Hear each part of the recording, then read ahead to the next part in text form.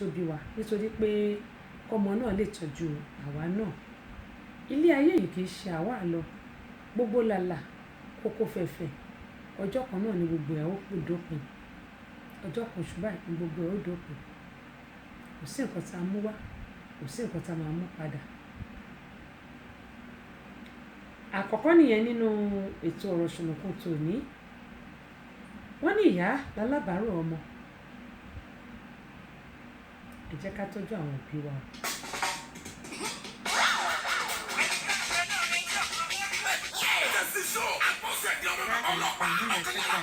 Connected to Galaxy S10e. Your lady dé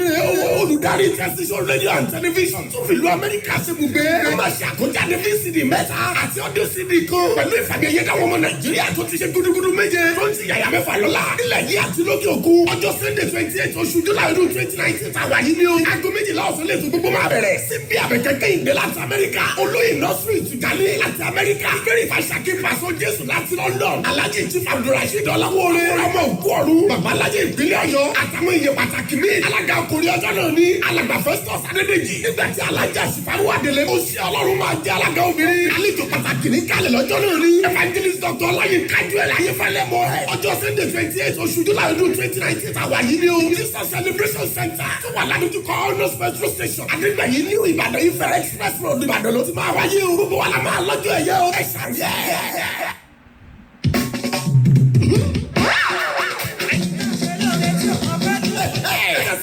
Àbọ̀sẹ̀dé ọmọ bàbá ọlọ́pàá. Ọ̀kan lára àwọn ìràwọ̀ olókìkí tó ti pàṣẹ Alhaji Ismail Ọláníyàn. Dókítà Ayọ̀ Lédìdé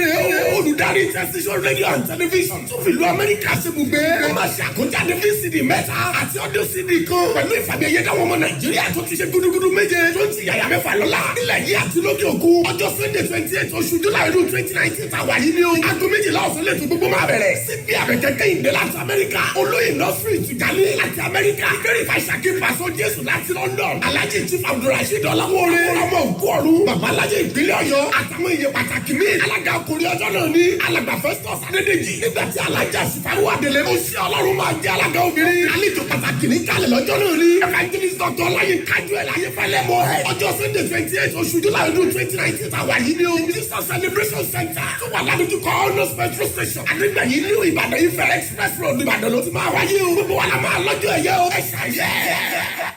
Àmín èmi náà ṣàmì mo gbé tó ẹ̀mí gbogbo ala máa lọ́jọ́ ẹ̀yẹ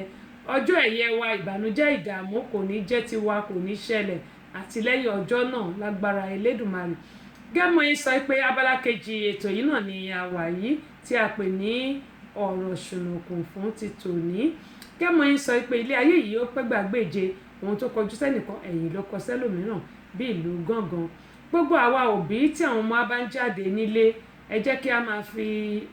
fóònù tá à ń pè ní aago ẹ jẹ́ ká máa fi mọ́nítọ̀ wọn ibi tó bá sọ fún wa pọ̀ wọ́n lọ ẹ jẹ́ ká máa béèrè pé ṣé wọ́n ti débẹ̀ àbí wọ́n ti débẹ̀ ìgbà wọn náà máa débẹ̀ nítorí pé tí a bá ń ṣe eléyìí gbogbo àwọn ìṣẹ̀lẹ̀ tó ń ṣẹlẹ̀ á lè máa tọpinpin bó tẹ̀ ti lè jẹ́ pé mo máa ń ní ká máa gbàdúrà wípé ìṣẹ̀lẹ̀ bí kò ní ṣẹlẹ̀ sí wa kò ní ṣẹlẹ̀ sáwọn ọmọ wa ṣùgbọ́n tí àwọn ọmọ wa bá ń jáde pàápàá jùlọ àwa táwa lórílẹ̀‐èdè Nàìjíríà táwọn ẹni wá bá ń jáde ẹ jẹ́ kí a máa béèrè lọ́wọ́ wọn pé ibi tí wọ́n lọ ṣán ti débẹ̀ tó bá dẹ̀ náà ti débẹ̀ tó bá tún kúrò ńbẹ̀ ẹ jẹ́ ká tún máa tọpinpin eléyìí kì í ṣe pé bóyá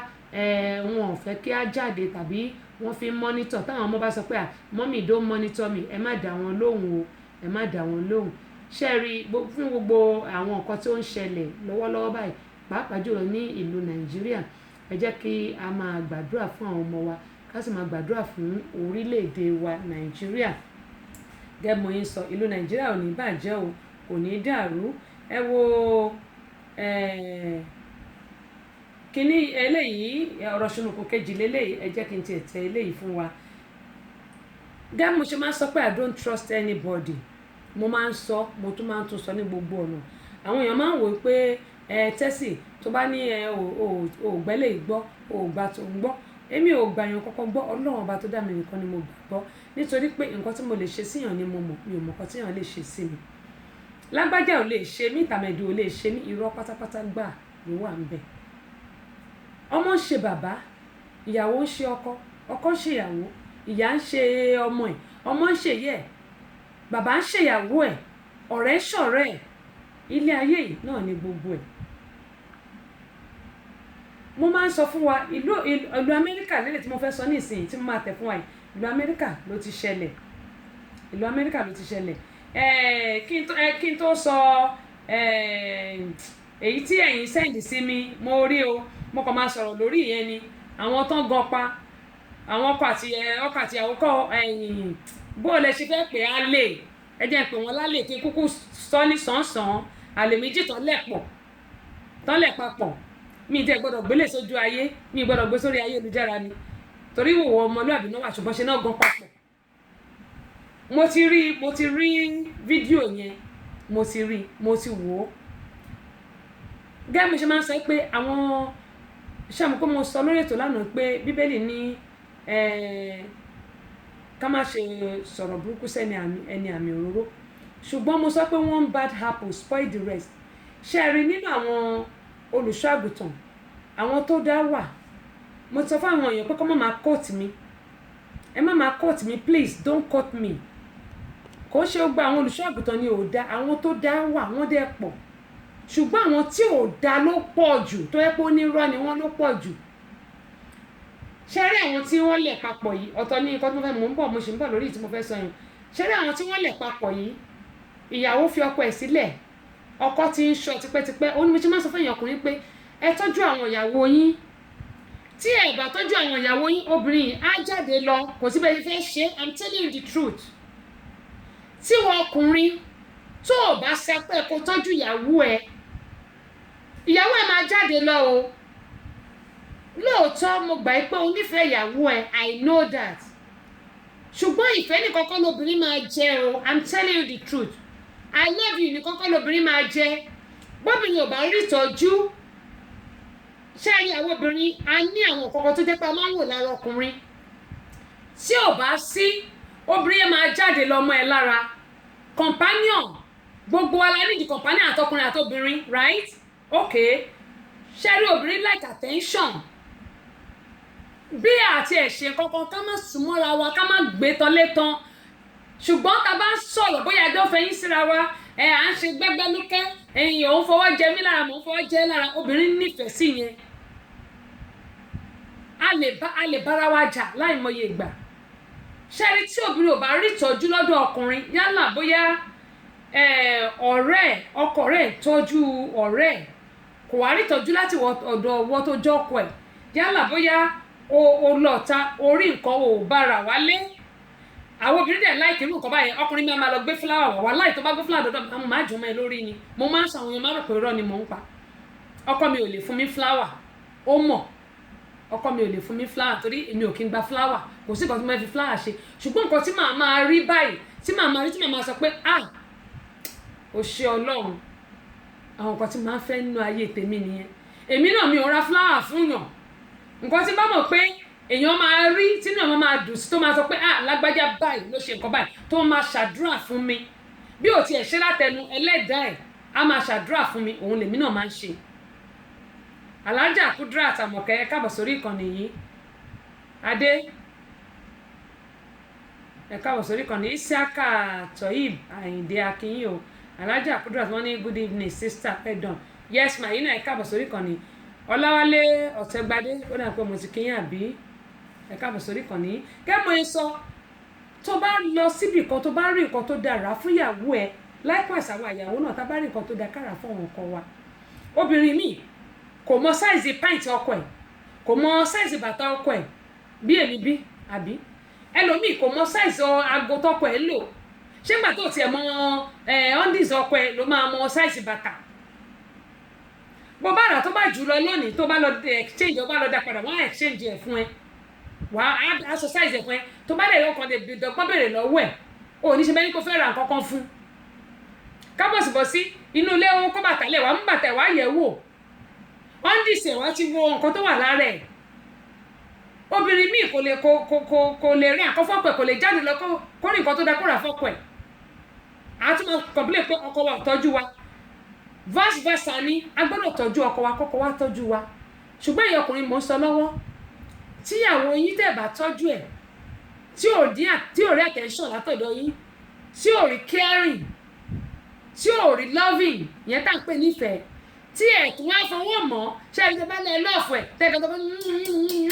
I love you lásán tí ò sówó ń bẹ̀ ṣù ẹ wò ó ti lọ ẹsẹ̀ lẹ́wọ̀n lọ́ọ̀kan yẹn ṣùgbọ́n níwọ̀nba tẹ́ ẹ bá ní àníkẹ́ lọ jalè o àníkẹ́ lọ gbébọn o ṣùgbọ́n níwọ̀nba tẹ́ ẹ bá ní ẹ má hide ẹ jẹ́ kóbìnrin yẹn mọ̀ pé nǹkan tí mo ní rèé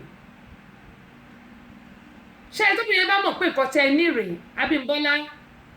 ṣàbí ẹ káàbọ̀ sórí ìkànnì tóbìnrin yẹn bá mọ̀ pé nǹkan tẹ́ ẹ ní rèé inú àádùn á fi tiẹ̀ kún torí ìlú òyìnbó 50-50 ní Nàìjíríà ló jẹ́ pé ọkùnrin ló ń ṣe gbogbo ẹ̀ ọkùnrin nìkan lè dá ṣe gbogbo ẹ̀ nílùú òyìnbó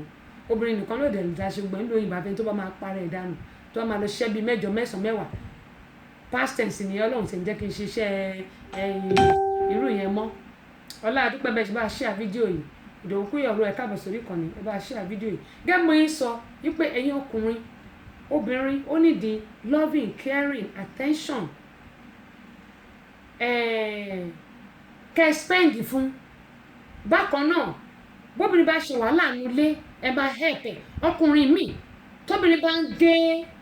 ń gé àwọn fúláwà lásán ọkùnrin míì ò tẹ̀ lè bá kó dépò pé ó máa bá ro yard ìyẹn dẹ̀ wọ́ọ̀sì ẹ wọ́n máa sọ pé obìnrin yẹn kò gbára sílẹ̀ báwo ló ṣe fẹ́ gbára sílẹ̀ báwo ló ṣe fẹ́ gbára sílẹ̀ àbí kẹ́ ẹ dọ̀dọ̀ kó wá pòṣé ẹ máa ló ń pòṣé òun ni mo fi ń sọ yìí pé ẹ gbọ́dọ̀ tọ́jú ìyàwó yín tẹ́ ẹ bá ti tọ́jú ẹ ẹsẹ̀ ó ti bọ́ síta ẹ wá máa pariwo ipò ó ṣèṣekúṣe bákan náà àwọn obìnrin tá a bá rí ìtọ́jú lọ́dọ̀ ọkọ wa ìwọ̀nba tó ń bá ṣe fún wa ẹ jẹ́ kó tẹ́ wa lọ́rùn ká máa fi àdúrà ràn wọ́n lọ́wọ́ pé kọ́ ló ń jẹ́ kó túbọ̀ máa pọ̀ sí kó lè máa ṣe fún wa tá a bá fi àdúrà ràn wọ́n lọ́wọ́ tá a bá dẹ̀ ra gba kámú ìwọ̀nba tó bá fún wa àjẹmọ́nú àjẹyó ló máa jẹ́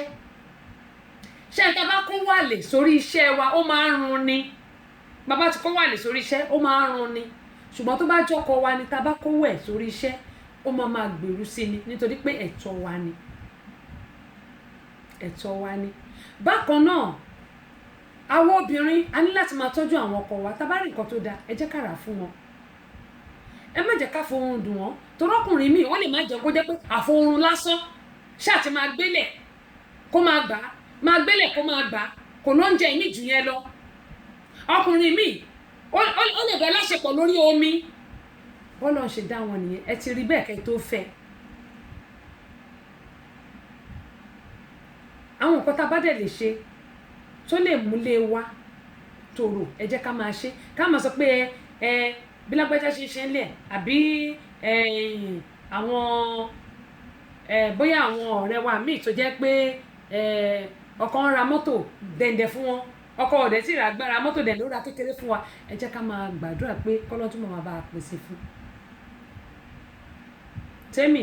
ẹ káàbọ̀ sórí ìkànnì yìí mo gbà ládùúrà pé gbogbo èèyàn ọkọ Àtinúkẹ́ Ayẹni ẹ káàbọ̀ padà gbogbo àwọn ọkọ wa Ọlọ́run á máa ràn yín lọ́wọ́ o lágbára Ọlọ́run ẹ̀yìn náwó kan tọ́kẹ́ tó rí mi àwa ìyàwó náà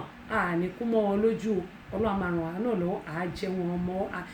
àjẹrè àwọn ọmọ wa àdẹ̀jẹ wọn ọmọ lásìkò tó bá yẹ kí oúnjẹ ọmọ wa báyìí tó bá ti jiná báyìí kò ní jó wa lẹ́nu wọn ní fi wá ṣàwátì àsìkò tó bá yẹ ká máa jẹ wọn ọmọ ànídàwátì láṣẹ Elédùmarè àwọn ọkọ wa á lò wọn gbogbogbò àwọn náà dẹ̀ lò wá gbó ṣùgbọ́n àtọkùnrin àtobìnrin ẹ jẹ́ ká máa tọ́jú ara wa ṣé wàá rí eléyìí tó lọ lẹ̀ pé wọ́n pe àwọn pásítọ̀ wípé kán wá tú wọn ká pásítọ̀ ò lè tú wọn ká ọkọ jókòó ṣe ló fọwọ́ lẹ́rán báyìí tó ń wò ojú ń ti obìnrin yẹn ni can you imagine ojú ń ti ni wọ́n wá lẹ̀pọ̀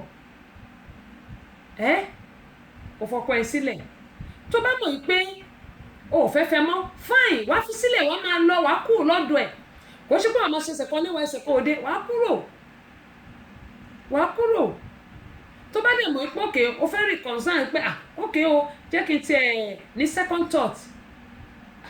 wà á dẹ̀ dúró ó ní mo ṣe máa ń sọ fún àwọn ọkùnrin pé obìnrin mi á máa ní òun ò lè kó nídìí ẹrù kí lẹ́rù ẹ ẹbí nǹkan táwọn tó ń gbé sí ibẹ̀ yìí náà ni kí ni nǹkan náà kí lẹ́rù wa ó ní mo ṣe sọ fún wa pé ṣé rí tọkùnrin ò bá tọ́jú obìnrin tóbìnrin ò bá tọ́jú ọkùnrin ìgbéyàwó èèyàn kì í máa ń last kí n sọ tọrọ fún wa àwọn obìnrin aláìkọ ọkùnrin tó bá ń tọ́jú wa ọkùnrin náà dẹ̀ máa ń láìkọ obìnrin tó bá ń tọ́jú òun ṣùgbọ́n ẹ̀yin ọkùnrin ẹ̀tọ́ yín ni láti tọ́jú obìnrin ẹ̀tọ́ obìnrin náà láti tọ́jú ọkùnrin o ṣùgbọ́n tẹ́ ẹ bá ṣe fóbìnrin ó dá mi lójú pé ọpọlọ obìnrin náà ọpọlọ wa pé a máa ṣe fún yín ṣùgbọ́n ọkùnrin míì wà tó yẹ pé obìnrin ló fẹ́ kó máa ṣe fóun kò dẹ̀ lọ bẹ́ẹ̀ obìnrin míì náà wà tó yẹ pé ó kàn fẹ́ kọ́kùnrin máa ṣe fóun ni kò lọ bẹ́ẹ̀ a máa jọ tọ́jú ara wa ni ṣùgbọ́n àwọn eléyìí tó lẹ́pọ̀ yìí tó wá ṣe àwọn bẹ ọkọ wọ́n pe pásítọ̀ lè tú wọ́n lẹ̀ wọ́n pa àwọn aláàfáà lè tú wọ́n lẹ̀ wọ́n ṣe ń bẹ ọkọ kó tó di pọ̀kọ ló ṣe tú wọ́n lẹ̀ ìtìjú ńlá burúkú èrò wá pélé wọn lórí irú ayé wo nìyẹn ọlọ́run olódùmarè yóò ṣàánú fún wa gbogbo àwa lọ́kọ-láya tá a bá mọ̀ pé ibi tá a wà bóyá ó ti sú wa bóyá wàhálà pọ̀ jù mo máa ń sọ pé marriage is not do or die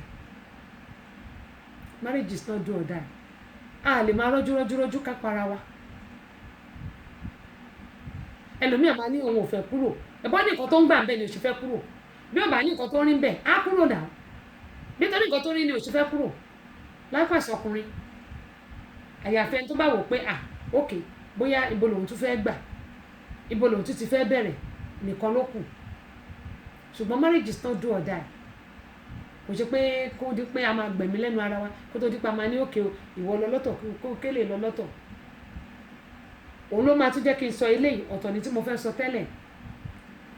ẹ wo arábìnrin ìlú Amẹ́ríkà mi báyìí ni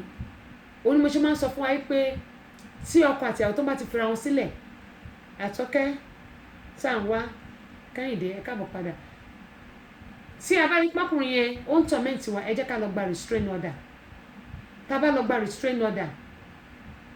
ọkùnrin yẹn ò ní lè pa ẹ́ ṣùgbọ́n tó bá gba restrain order kò sí nǹkan tí ò lè ṣẹlẹ̀ o kò ń ṣe gbọ́n ọkùnrin ló lẹ́mìí Ọlọ́run nínú ó ń rí àkẹ́tọ́rí obìnrin tó máa yìnbọn fọ́kùnrin ipò torí pé ó fi lẹ̀ ṣùgbọ́n àwọn ọkùnrin náà tóbìnrin bá ti kàn wọ́n lẹ̀ bá ó máa pa ni kò ní fẹ́ kó fẹ́ lòmíì á ní it's either me or nobody báwọn ọkùnrin ṣe máa ń sọ nìyẹn ṣùgbọ́n tó bá gba restrain order oníkàkọ́ wà láyé rẹ̀ ṣùgbọ́n mo gbà ládùúrà pé àníbó lórí burúkú tó èṣù níyà àwọn tá a fẹ́ láyé àti lọ́kọ kò ní yá wa lò àtẹ̀mí náà èṣù níyà gbogbo wa lò obìnrin tí mò ń sọ yẹn àfìgbà tó tí ọkọ ẹ̀ pa kó tó di pé wọ́n pa òun náà torí nígbà tó yìnbọn fún tí wọ́n ní kó sọ̀rọ̀ tí ò sọ̀rọ̀ wọ́n yìnbọn fún òun náà kí wá láǹfààní Kẹ́hìndé Ọlájídé àdúpẹ́ o eléyìí tí mo fẹ́ tẹ̀ yìí inú ìwé ìròyìn wa ló wà. Dorothy Edge considers herself a faithful person with a good heart, but she is now consumed with fear and anger after losing her life savings, $28,000 in cash. We'll explain that in a moment. To a pair of scam artists she met on the street earlier this month in East Flatbush, Brooklyn. I'm hungry at myself, most of all, at myself.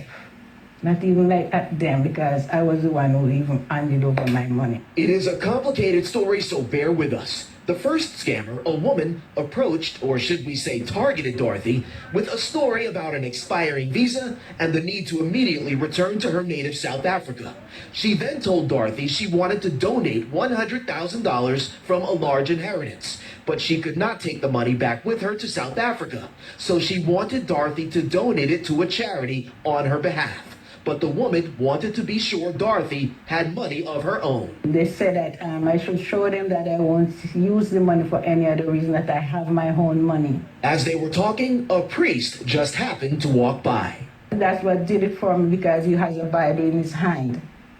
And he says he's a pastor of a church and he can help. You guessed it, the priest was in on the scam. He volunteered to join Dorothy and donate the South African woman's money on her behalf. The priest produced his own wad of cash, again, as proof of his good intentions, that he had no reason to steal the woman's inheritance. Now it was Dorothy's turn to prove she had her own money and no interest in ripping anyone off. But this is the part where the woman and the priest double-crossed Dorothy. She went up to her apartment and retrieved $28,000 in cash she kept rolled up in a sock, her life savings. I came up here without a green card. 26 years.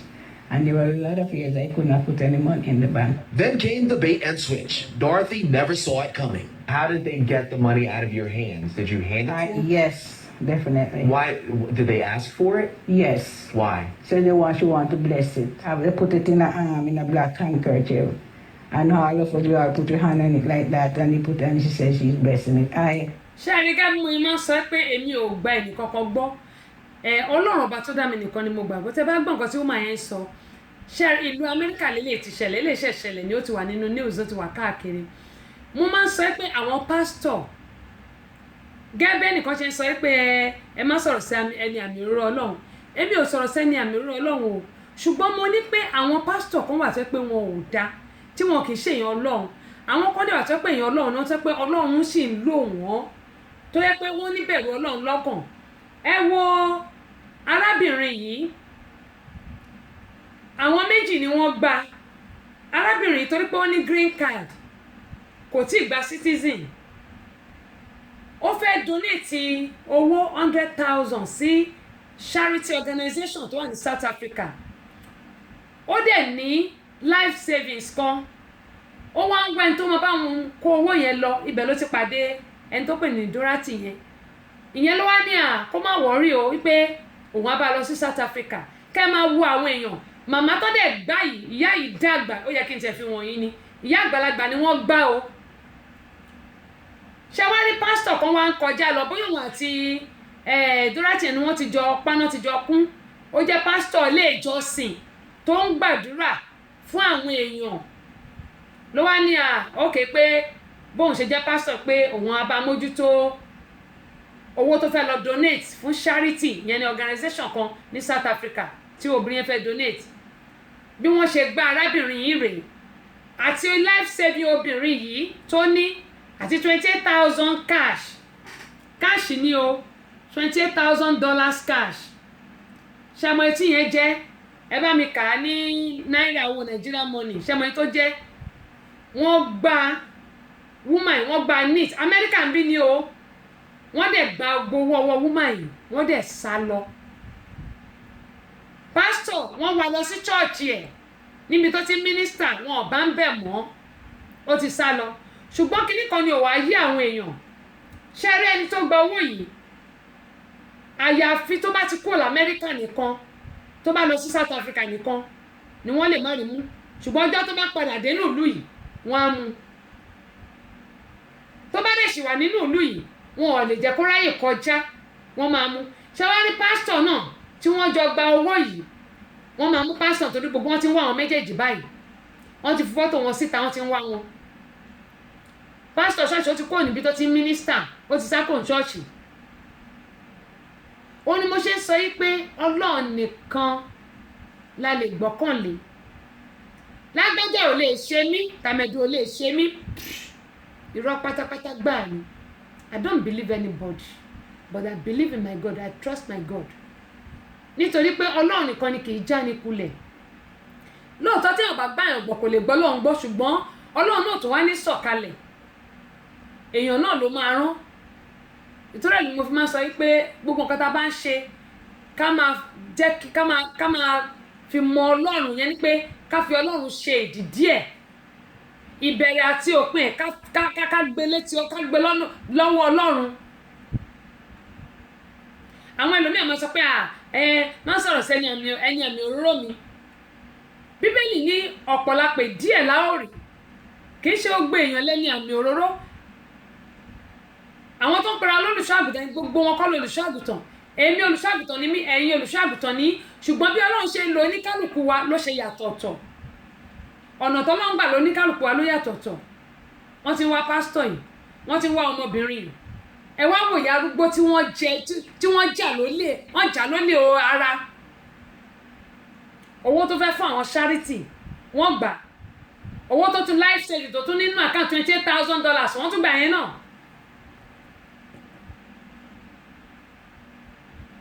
owó tó jẹ́ pé owó tó jẹ́ pé ńgbọ̀n bá mú wọn nísìnyí inú ọgbà ẹ̀wọ̀n náà sì máa lo ìtókù ilé ayé wọn kí wọ́n láǹfààní nǹkan tó ń ṣe yẹn torí nílùú Amẹ́ríkà you can only hide you can't run kò síbi tó fẹ́ ságbà wọ́n máa mú ẹni kò síbi tó fẹ́ sẹ́gbà ó lè sápamọ́ fúngbà díẹ̀ ni ṣùgbọ́n wọ́n máa tẹ̀ àyàfi tó bá kó ti bóòdì kó ti kó l'Amẹ́ríkà pátápátá tí ó sì ní padà wá lùi torí ìjọba padà débi wọ́n máa mú ó ní mo ṣe ń sọ fún wa pé ẹ jẹ́ ká máa ṣọ́ra ìyá arúgbó ni ìyá yìí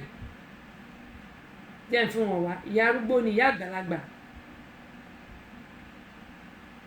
ìyá arúgbó ni. So bear with us. The first scammer, a woman, approached, or should we say targeted Dorothy, with a story about an expiring visa and the need to immediately return to her native South Africa. She then told Dorothy she wanted to donate $100,000 from a large inheritance, but she could not take the money back with her to South Africa. So she wanted Dorothy to donate it to a charity on her behalf. But the woman wanted to be sure Dorothy had money of her own. They said that I should show them that I won't use the money for any reason, that I have my own money. As they were talking, a priest just happened to walk by. That's what did it for me because he has a Bible in his hand. And he says a pastor. ìyá tó fẹ́ donate fún àwọn charity organization tẹ̀tún wá gbá ìyá àgbàlagbà ẹ̀tún gbá ẹgbà wọlé ẹgbà gbowó ẹ̀ àbẹ́ẹ̀rí báyìí eléyìí ó wà ní news wọ́n ti ń wá wọn káàkiri àti pásítọ̀ yẹn àti gẹ́ẹ̀ yẹn gbogbo wọn náà ti ń wá mo máa gbé sórí péjì mi tí n bá ti ṣe tán ní ìsìn máa gbé sórí péjì mi wọ́n ti ń wá wọn báwo lèèyàn ṣe máa wà tó jẹ́ pé o lè lo fẹ́ rányàn kan ṣe ó kàn ló fẹ́ ránṣẹ́ ni o kò dẹ̀ lóun fẹ́ ránṣẹ́ náà ọmọbìnrin yẹn ló kó sí ìyá yẹn lórí pé kó jẹ́ kó òun á bá kó owó yẹn tó ti sọ̀rọ̀ lórí ti ní kó má wọ́rì òun á bá lọ donate owó yẹn sí charity tó fẹ́ donate owó yẹn sí at 100,000 owó tó fẹ́ donate sí charity o àti 28,000 life saving màmá yẹn wọ́n gbá màmá yẹn tọ́ pátápátá àti pastor ta ni èèyàn Ọlọ́run ọ̀pọ̀lọpọ̀ wa là níbẹ̀rù Ọlọ́run ọ̀pọ̀lọpọ̀ wa là rò pé lẹ́yìn ayé yìí ibì kan ṣì wà tí gbogbo wa ń lọ tá a máa lọ jíyìn iṣẹ́ owó wa òun ni mo ṣe máa ń sọ pé kí náà fẹ́ sọ nípa tèmi kí náà fẹ́ sọ nípa tìyín Ọlọ́run Olódùmarè yóò ṣàánú fún gbogbo wa a ní bọ́ sọ́wọ́ ṣùgbọ́n ẹ jẹ́ kí gbogbo nǹkan tá a bá fẹ́ ṣe ẹ jẹ́ ká máa fi lé Ọlọ́run lọ́wọ́ nígbà tá a bá fi lé Ọlọ́run lọ́wọ́ á lè tọ́ wa á lè bá wa ṣe kò ní jẹ́ ká bọ́ sí ọwọ́ àwọn gbájú ẹ̀ nítorí pé màmá yìí ó gbàgbọ́ pé èèyàn Ọlọ́run ni pásítọ̀ àti wọ́n gbàgbọ́ pé ẹlẹ́ran ara ni pásítọ̀ náà máa jalè ṣé pásítọ̀ kì í jalè ni wọ́n ń jalè ara wọ́n á tún jalè ẹ̀mí ẹ̀rí pásítọ̀ kan tí mo sọ ti arábìnrin tó wá sí tó kò ní tó ń wá ọkọ láti Amẹ́ríkà bí tán ní orí prayer line náà ti pàdé tó wá lọ sílùú Nàìjíríà tán bá yí ẹ̀jẹ̀ tán iṣẹ́ bọ́ lọ́wọ́ ẹ̀ gbogbo owó tó kó lọ wọ́n gbà lọ́wọ́ ẹ̀ meanwhile olùṣọ́àgùtàn yìí níyàwó nínú ilé ìyẹn assistant pastor ó níyàwó nínú ilé ó dẹ̀ wá lọ gbé lady yẹn síbì kan ó jẹ́ kó rẹ́ǹtì hòtẹ́ẹ̀lì kan tó gbé síbẹ̀ ó sọ pé tóbìnrin bá fi lè lọ ó máa kú ni ibi tó ti ń rìn lọ títí mọ́tò gba tí ẹsẹ̀ nǹkan ẹsẹ̀ tí ń jẹrà kó tó bẹ gbogbo àwọn èèyàn kó tó padà sí Amẹ́ríkà ń bí iṣẹ́ bọ́ lọ́wọ́ ẹ̀ ilé ọ̀rẹ́ ló ń sùn àwọn pásítọ̀ wọn jàyàn lólé ara wọn tún jàyàn lólé ẹ̀mí ẹ wo Ọlọ́run nìkan ló pé òun nìkan ló lè gba gbogbo wa pásítọ̀ lélẹ́yìí o tó tún ń bá pásítọ̀ ló ń bá wọn di bargain ló ń bá yọ̀ǹgẹ̀ yìí ló ń bá di bargain bí obìnrin yẹn bí màmá yẹn ò tiẹ̀ ṣe pé ẹlẹ́dàá màmá yẹn gan ọmọbìnrin yìí tó rò pé òun ti rí ìfà owó tí nǹkan burúkú bá wá ṣẹlẹ̀ sí àwọn fámìlì àwọn máa ké á máa sọ pé wọn mọ̀ nǹkan tó ṣe gbogbo àwọn èèyàn máa bá káàánú ẹlòmíì òkè máa ń yẹ iṣẹ́ ọwọ́ ẹ̀ wò orin yẹn dàjàre ènìyàn yẹ iṣẹ́ ọwọ́ rẹ wò ènìyàn ọmọ ènìyàn ẹ ò ráyè lóde náà ènìyàn yẹ iṣẹ́ ọwọ́ rẹ wò ènìyàn ọmọ ènìyàn.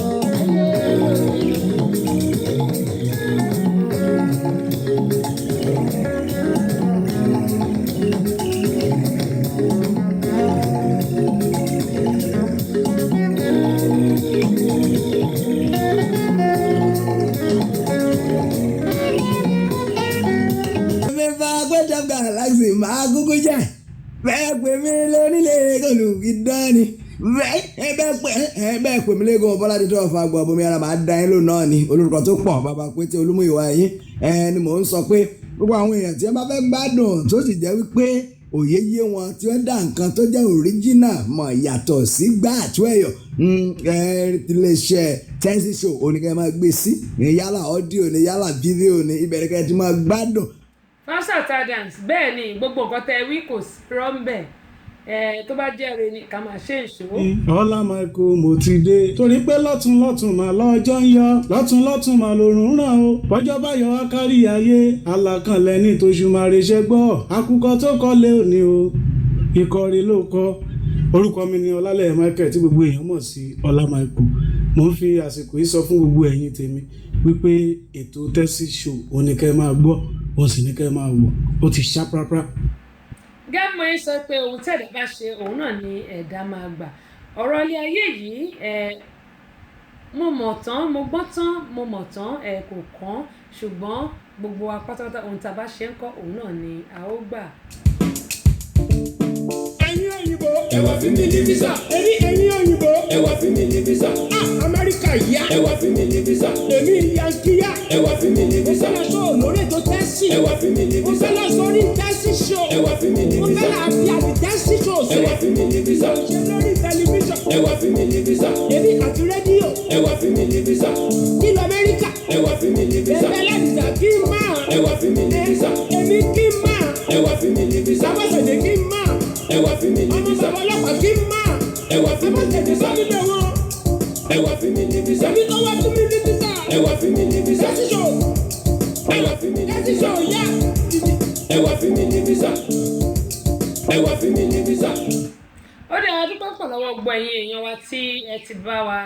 wà lórí ètò yìí láti bí wákàtí méjì ó dín ìṣẹ́jú kan àbí wákàtí méjì adúpọ̀ pọ̀ lọ́wọ́ yẹn ṣe gan ni ojú òní tì yín ẹ má gbàgbé pé ẹ jẹ́ ká jọ pàdé ní Amúlùdún FM 99.1 tó wà ní Mọ́níyà nílùú Ìbàdàn ní ọjọ́ Tuesday aago 9 alẹ́ ó kọjá ìṣẹ́jú 3 ní ká jẹ́ ká jọ pàdé gbogbo ẹ̀yin olólùfẹ́ mi gbogbo ẹ̀yin sísítà mi ẹ̀yin mọ́mì mi ẹ̀yin dádì mi mo dúpẹ́ lọ́wọ́ yín mo mọ̀ lóore àmùdùnú yín ò ní gbẹ́ o Fashat Adams mo dúpẹ́ bí ẹ ṣe ń tì mí lẹ́yìn àti gbogbo ẹ̀yin olólùfẹ́ mi pátápátá tẹ wà lórí ìkànnì yìí tẹ̀ ń tì mí lẹ́yìn lágbọ́rọ̀ Ọlọ́run ẹ̀ ní ṣubú dànù wọn ní rùkú yín lọ lé o ẹ̀ ní rùkú wọlé ẹ̀ sì ní rùkú jáde ẹ̀ ní sìnkú ọmọ wọn ní sìnkú yín wọn sì ní sìnkú èmi náà láṣẹ Elédùmarè ẹ̀ ní gbọ́bi sí mi èmi náà ní gbọ́bi sí yín o gbogbo apátápátá